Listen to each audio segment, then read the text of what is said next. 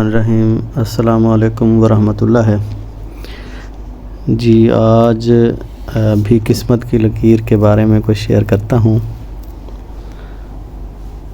جیسا کہ آپ کو معلوم ہے کہ یہ ہے قسمت کی لکیر۔ قسمت کی لکیر کا بیسیکلی مقام جو ہے وہ کلائی سے شروع ہو کر دوسری انگلی تک جاتا ہے۔ قسمت کی لکیر جیسے آپ کو یہ سامنے ہاتھ پہ نظر آ رہی ہے، اگر دماغی لکیر تک، یعنی یہ ہے دماغی لکیر تک تو مضبوط ہو، نمایاں ہو، گہری اور شوخ ہو، اور پھر یہاں جا کے رک جائے۔ بعض لوگوں کی یہاں رک جاتی ہے، بعض لوگوں کی آگے جاتی تو ہے لیکن وہ منتشر ہو جاتی ہے، ٹکڑوں میں تقسیم ہو جاتی ہے۔ ایسے لوگ عمومی طور پر 25-30 برس تک اپنے والدین اور خاندان کے زیر اثر رہتے ہیں۔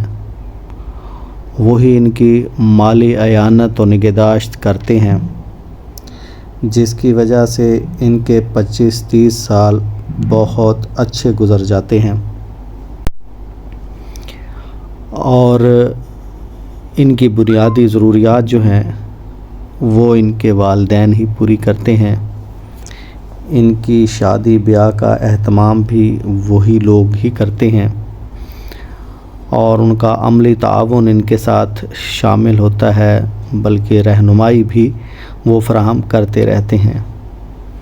لیکن 30 سال کے بعد، یعنی 25 سے 30 سال کے بعد، ایسے لوگوں کی زندگی میں کچھ مسائل آنا شروع ہو جاتے ہیں، اور انہیں اچھے برے تجربات کا سامنا کرنا پڑ سکتا ہے۔ ہو سکتا ہے ان سے کچھ غلطیاں سرزد ہوں، جس کی وجہ سے یہ مسائل ہو سکتے ہیں۔ اگر ایسے لوگوں کی شادی ہو جائے تو سسرال کے ساتھ عمومی طور پہ مسائل کا سامنا کرنا پڑ سکتا ہے، اور نازک صورتحال پیدا ہو سکتی ہے، جس سے ازواجی تعلقات میں بھی مسائل پیدا ہوتے ہیں۔ ایسے لوگ عمومی طور پر پریشان ہو جاتے ہیں، اور کاروبار یا کیریئر میں بہت سی غفلت اور غیر ذمہ داری کا مظاہرہ کر بیٹھتے ہیں، جس کی وجہ سے یہ لوگ معاشی بحران کا شکار بھی ہو جاتے ہیں۔ اصل میں بات یہ ہے کہ خط حیات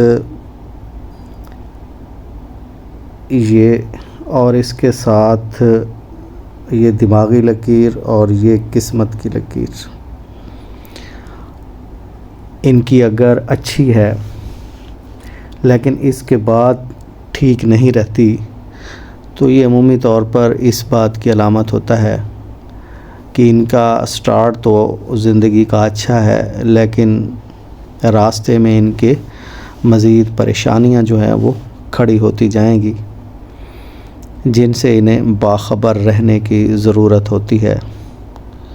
ایسے لوگوں کو عمومی طور پر بزرگوں کی رہنمائی حاصل کرتے رہنا چاہیے، اور انہیں اپنی منمانی سے اجتناب کرنا چاہیے، اخراجات پر کنٹرول کرنا چاہیے، اپنے رویے میں نرمی پیدا کرنی چاہیے۔ جو ہی یہ لوگ اپنے بزرگوں کی سرپرستی سے نکلتے ہیں تو مسائل کی دلدل میں پھنستے چلے جاتے ہیں۔ انہیں چاہیے کہ ایسے لوگ شروع سے ہی یا ہادیوں یا رحیموں کی تسبیح صبح شام ضرور کرتے رہیں، تاکہ اللہ تعالیٰ کی ذات ان کے لیے مناسب راستے کھولتی رہے۔